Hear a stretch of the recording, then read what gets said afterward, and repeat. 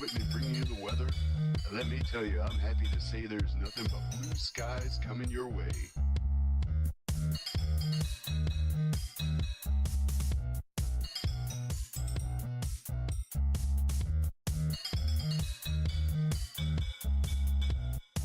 There's nothing but blue skies coming your way.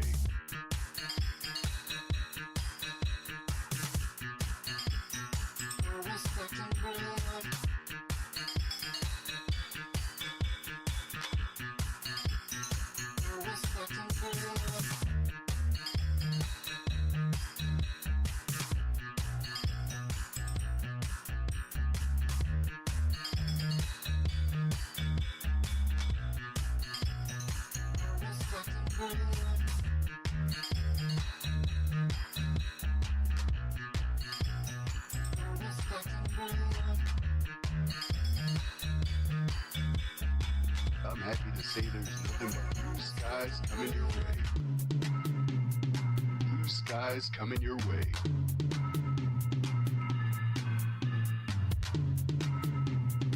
Blue skies coming your way. This is weather. Weather. This is weather. Weather. This is weather. Weather. This is weather. Weather. This is Dick Whitman bringing you the weather.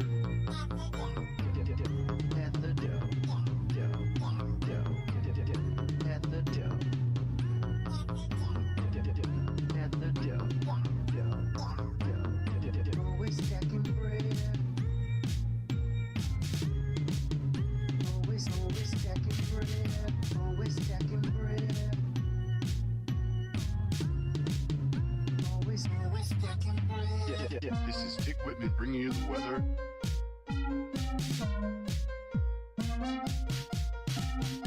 This is Dick Whitman bringing you the weather. And let me tell you, I'm happy to say there's nothing but blue skies coming your way.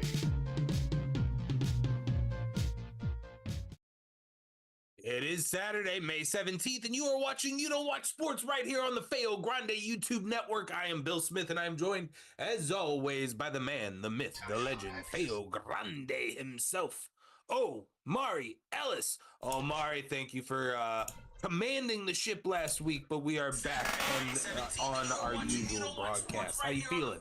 Indeed, I'm feeling great. How about yourself?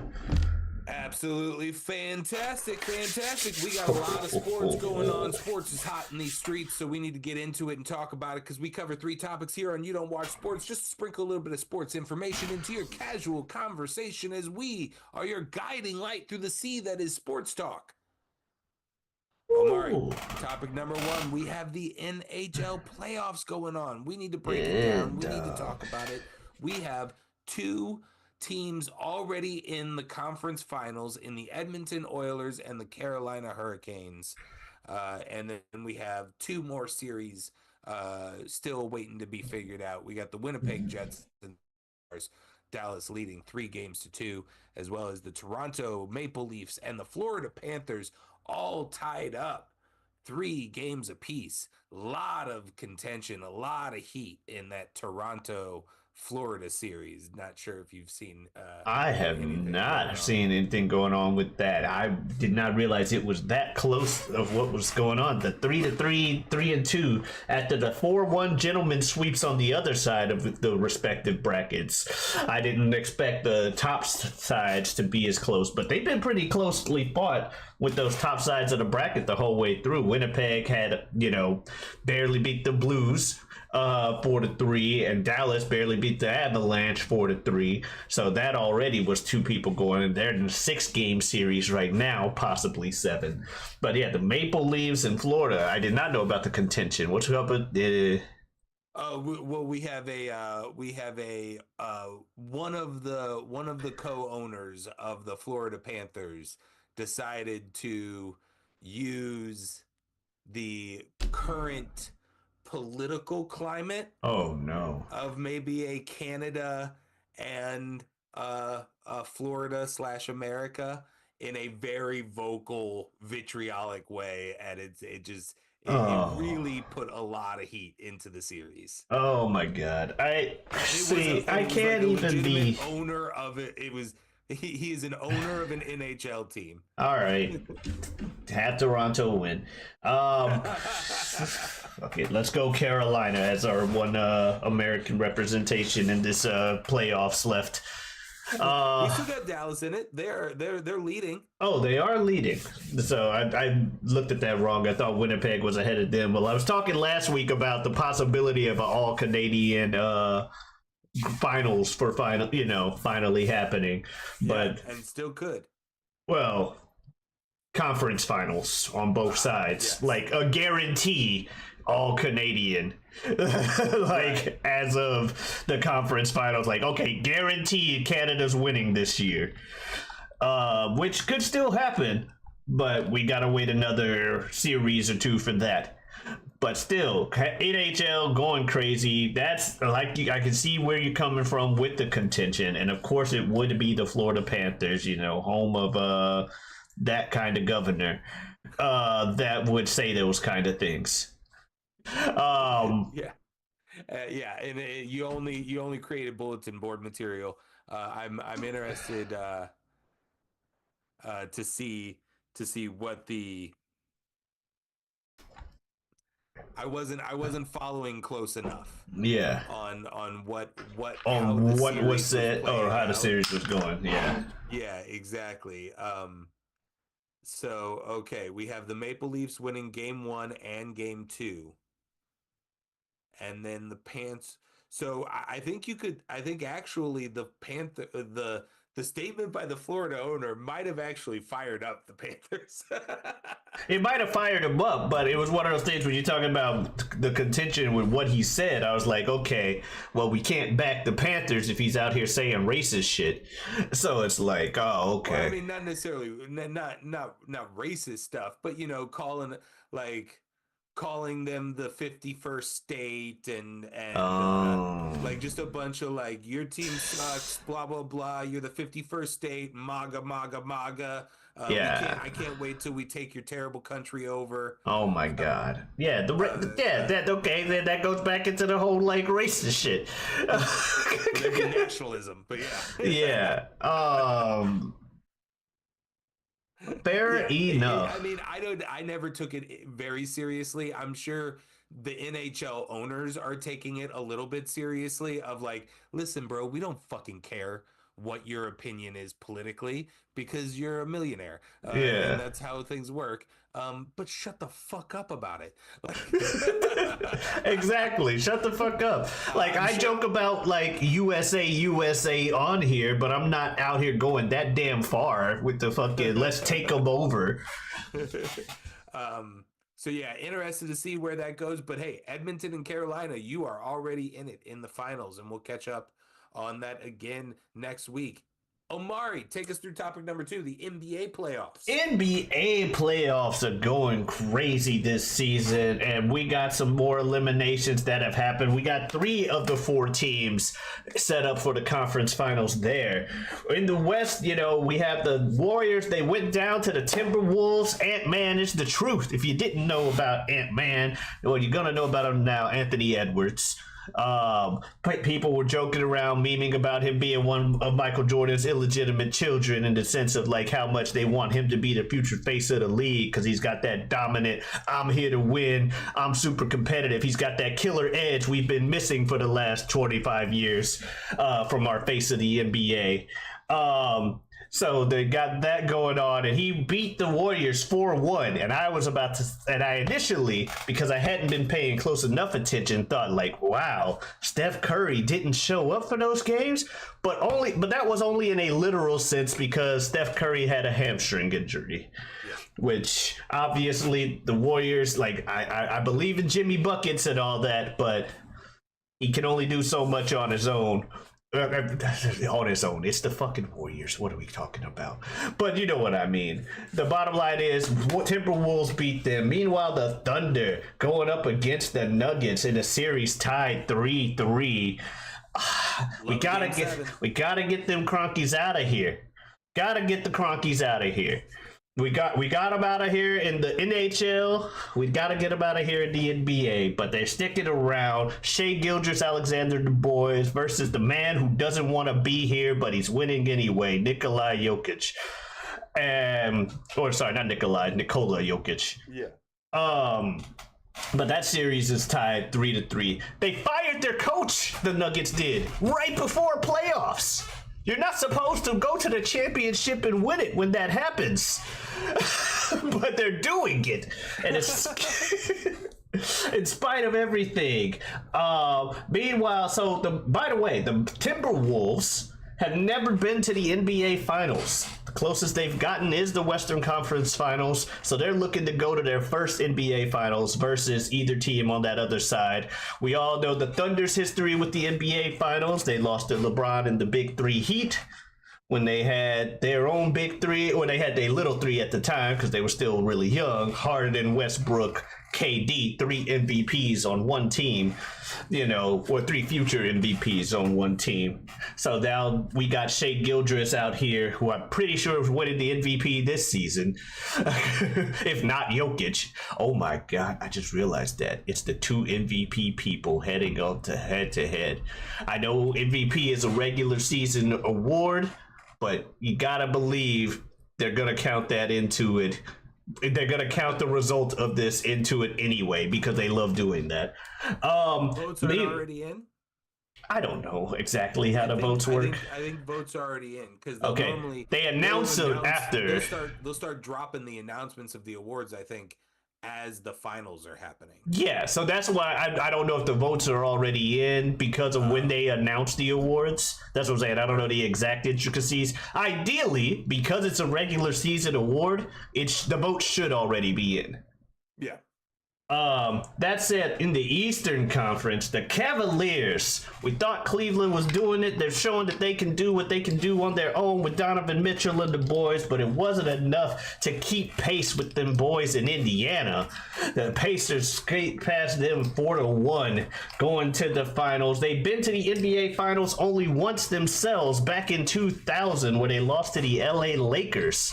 During that whole dominant reign with Kobe Bryant and Shaq. I'm sure we all aware of those kind of years. Meanwhile, on the other side, the reigning, defending, undisputed, the reigning champions, the Boston Celtics, have a big dispute in front of them as the New York Knicks defeat them. Granted, there's the same asterisk. If I'm going to put the asterisk on the Warriors, I'm going to put the same asterisk on the Celtics. Jason Tatum went down with a season-ending Achilles injury, which you can the speedy recovery there. I had someone send me a Drew McIntyre gif that I prayed for this to happen. Got a big laugh out of that, yes. But I don't necessarily pray for the injury, just that they lose. Just seems that injury's the only way they lose. And that's unfortunate for them. But they'll bounce back. It's Boston. Y'all will be okay. Meanwhile, the Knicks, like the Pacers have won, they've been to the finals once and lost. But the Knicks have won 2 NBA championships back in 70 and 73. They haven't been back. They haven't won since. They reached the NBA Finals 3 other times. Most recently in 94 and 99. Could probably guess what teams they lost to when those things happened to other dominant three-peaters. So we understand what's going on with that. But the Knicks and Pacers, both teams looking to make it to their first finals in over 20 years. So either way, Cinderella story, you're an underdog versus the other teams that haven't been to have been to the finals a lot more recently. Now, if it ends up being Thunder, Timberwolves, Pacers, Knicks, we got like 4 teams that have not been a champion in the year 2000. Since the year 2000 in the finals. Very interesting. Yeah, because the Thunder are a young team. Because they used to be the Supersonics. Right. And then they got close with the big 3 that they had. Yeah. Of Durant, Westbrook, and Harden, but never. But they didn't win. They ran into a bigger 3. Yeah. Yeah. So they've been once, but they didn't win. And then the Timberwolves have never even been. Then you have two teams that, like I said, haven't been since the 90s and haven't won the championship. One since the 70s, and I'm not even sure if that was post-merger or not.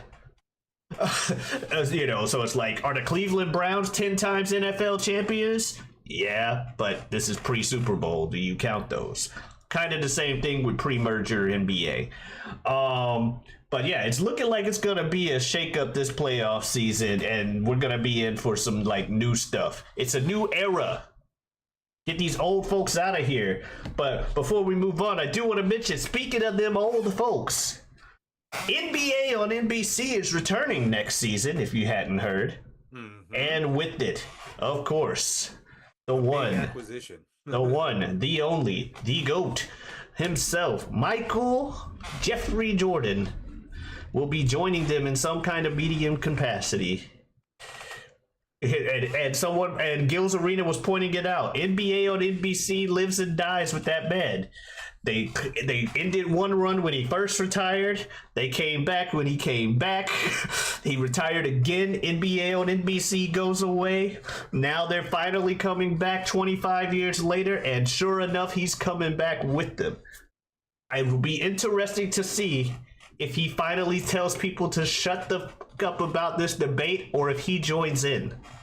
I didn't even consider that. So that's what's going on in the NBA this season and around this time of the year.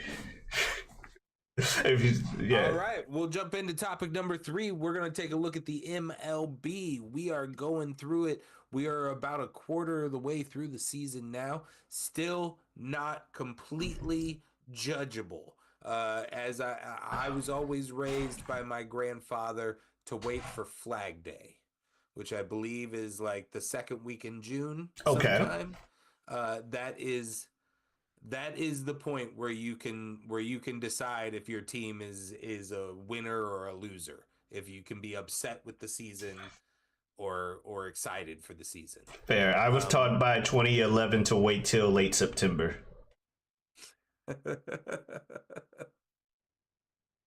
But Flag, you're the more traditionalist, so I'm gonna go with you. So let's run through them real quick. We have topping the AL East, one of the stronger teams in the league, the New York Yankees this season, with 26 wins. They're 5 games up on their nearest competitor, the Boston Red Sox. Then you have the Detroit Tigers, probably emphatically the best team in the American League this year.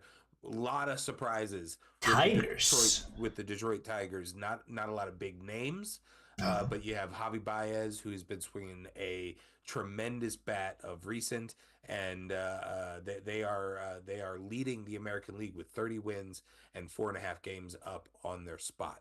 Seattle Mariners leading the AL West with 24 wins, 1.5 games back of the Houston Astros. Then you have in the NL East,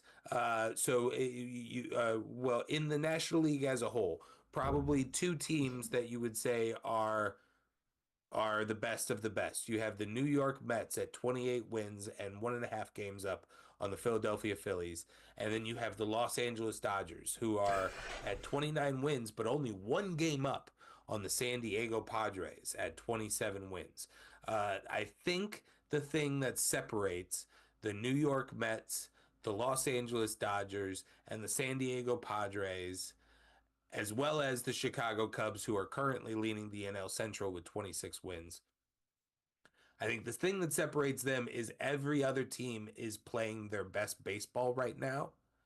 And Los Angeles Dodgers do not even feel like they don't even feel like they're playing good baseball right now.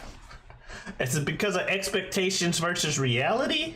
That could absolutely be a factor in it, but they are dealing with a tremendous amount of injuries, particularly on their pitching staff. And it's just their games are close. It's just nobody except for Shohei Ohtani is really having that offensive production that you would anticipate necessarily. So it just, all of these other teams are firing on all cylinders. Like they feel like the perfect versions of their teams, and they are barely keeping in step with the Los Angeles Dodgers, I think is the point that I'm trying to get across here. Like on an eye test, you would be picking every other team in the league, or every other team leading the divisions in the league. All the other division leaders, but yet the Los Angeles Dodgers have the best record. And so that is what scares me as someone who isn't directly a Los Angeles Dodgers fan. Wants to support certain players and loves good baseball, but the scary thing about the Dodgers is they aren't even versions of themselves yet. Yeah. And they're still leading the league. The other surprise in the National League is our St. Louis Cardinals. I was to say, we're only a game behind them. 11 of their last 12 games, had 10 wins in a row at one point. Jeez. And then went on to drop one and have restarted their winning streak again. Fingers crossed, bringing it to 11 wins in their last 12 games. How we manage that? Are just dominating on all fronts. Starters are going deep into games. The offense is one of the best in baseball right now. It is really really nice to see. Do I think it's sustainable? I don't know. As just being a realist, as a Cardinals fan, Chicago Cubs are one game above us. On paper, you would say that they're probably better. Yeah.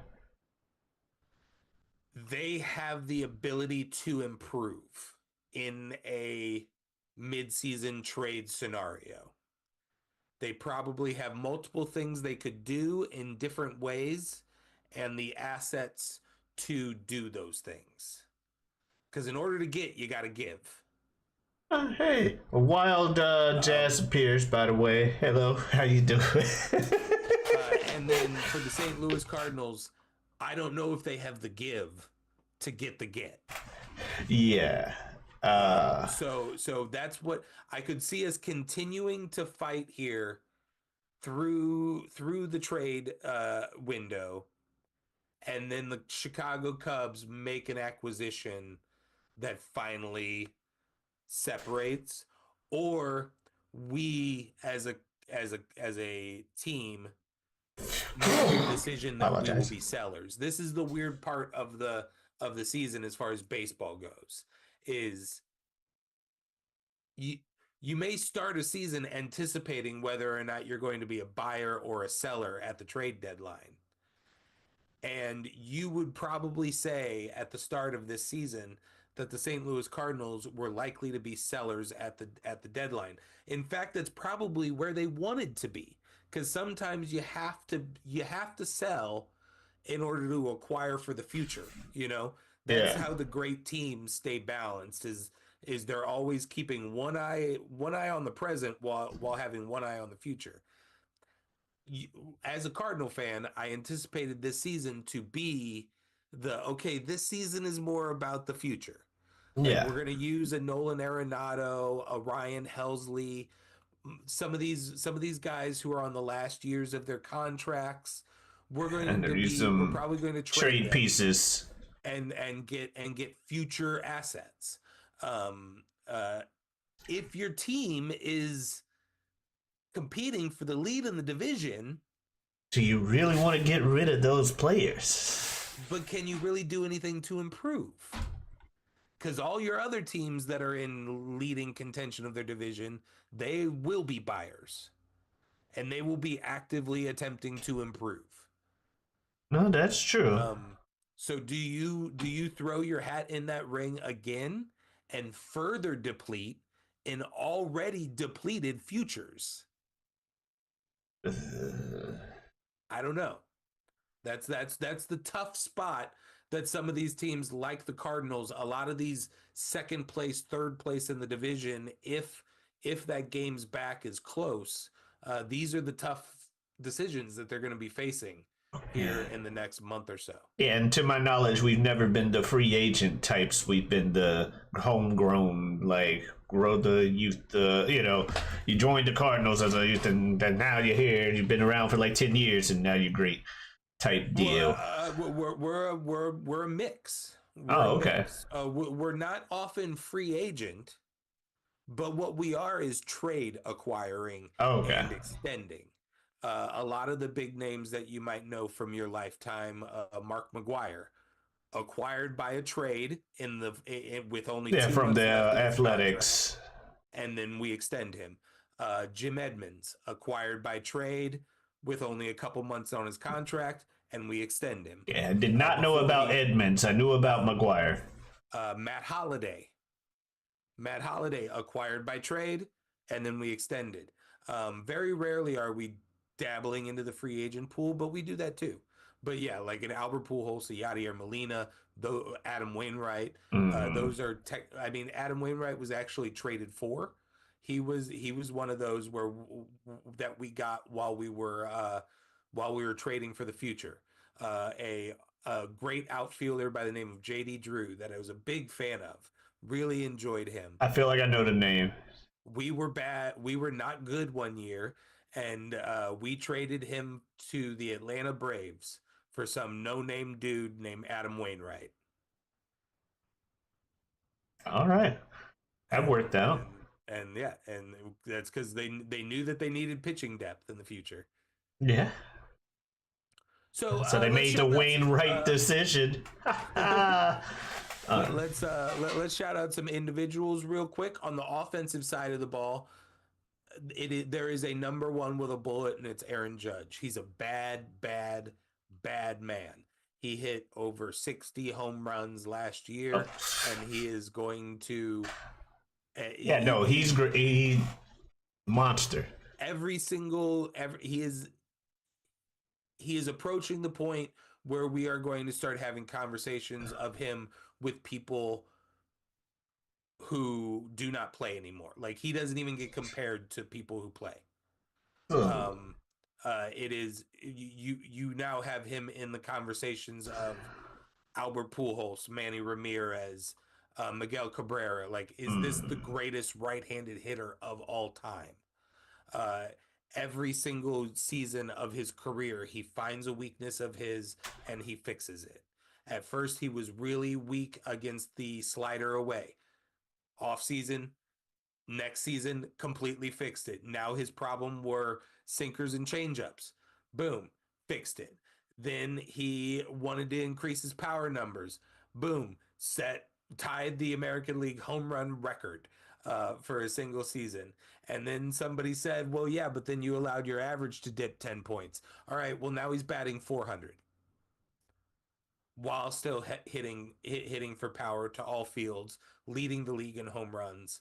It's on another level. If you didn't have his contemporary also pitching half of the time in his career, Aaron Judge would be the only thing that we talk about in Major League Baseball.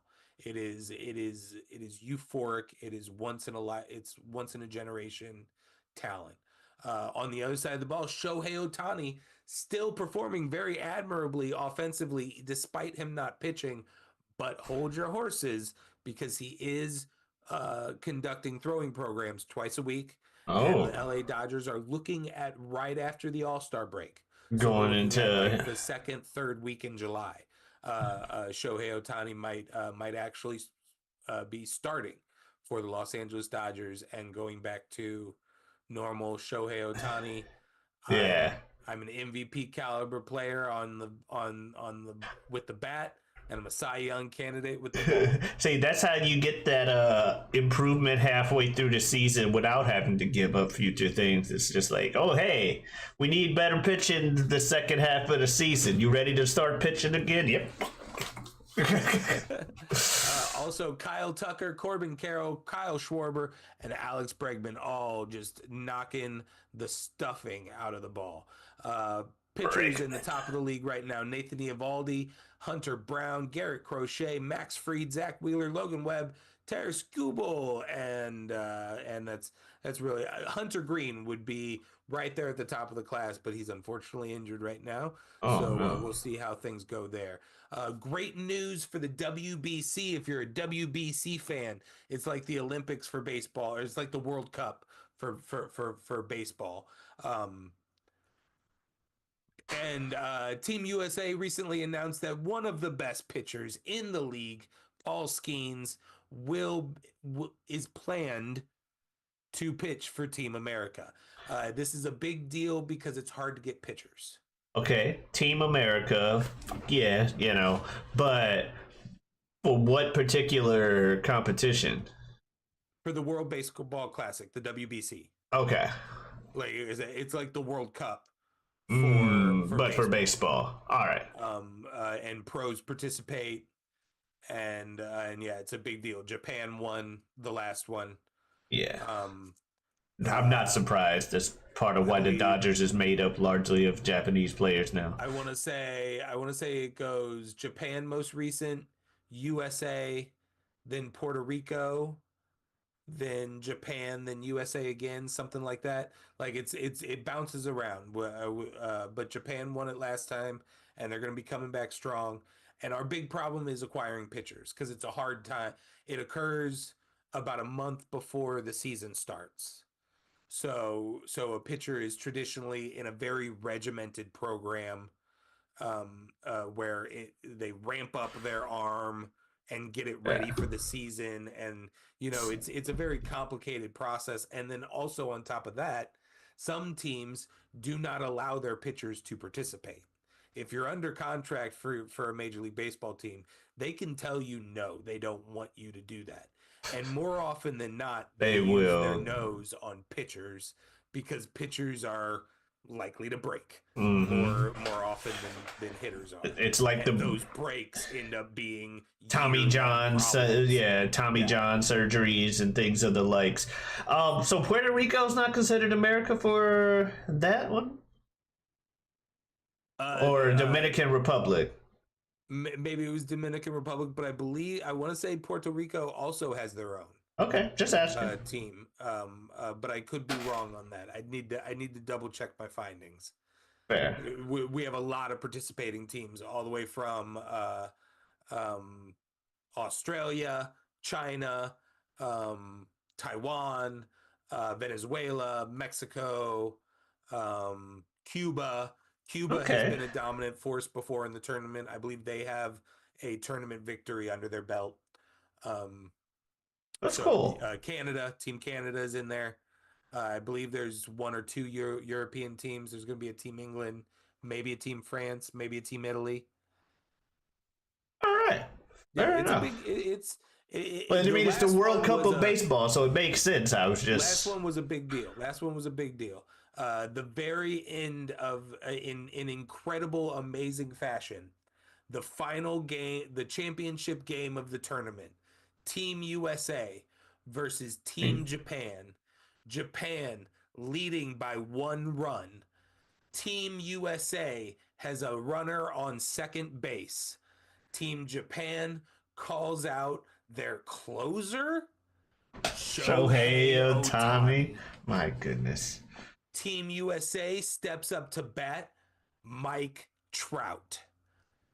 At this time, teammates to each other on the Los Angeles Angels baseball team, and probably the 2 greatest players in the league. And they are now facing each other in a single at-bat for the entire WBC tournament. And Shohei Ohtani strikes out his good friend and teammate Mike Trout for an incredible victory. It was an amazing tournament. I'm excited for us to watch it together when it happens this cycle after winter here. All right, I'm looking forward to that as well. That sounds pretty awesome. I'm not gonna lie to you. So yeah, hey, All and right, that's it for us here on You Don't Watch Sports. We cover 3 topics just to sprinkle that little bit of sports information in your casual conversation. If we're not covering the things that you want us to cover, tell us in the comments below. What's up to Ibn and Jazz hanging out in the chat? We got all kinds of things here on the Feo Grande YouTube network. Mock draft, this guy hasn't seen, whatever they want, whenever they want. As well as all kinds of irons on the fire. Omari, where else can they find you on the internet? well, they can also find me on Twitter and Twitch at Giotavi. That is GIOTAVI. Come on in, stop on by. Streaming Earth Day 240. You know what that means. And yeah, having fun. Bill looks like he's done for the day. Again, like he said, thanks everybody for watching. And we'll see you guys next week. Adios.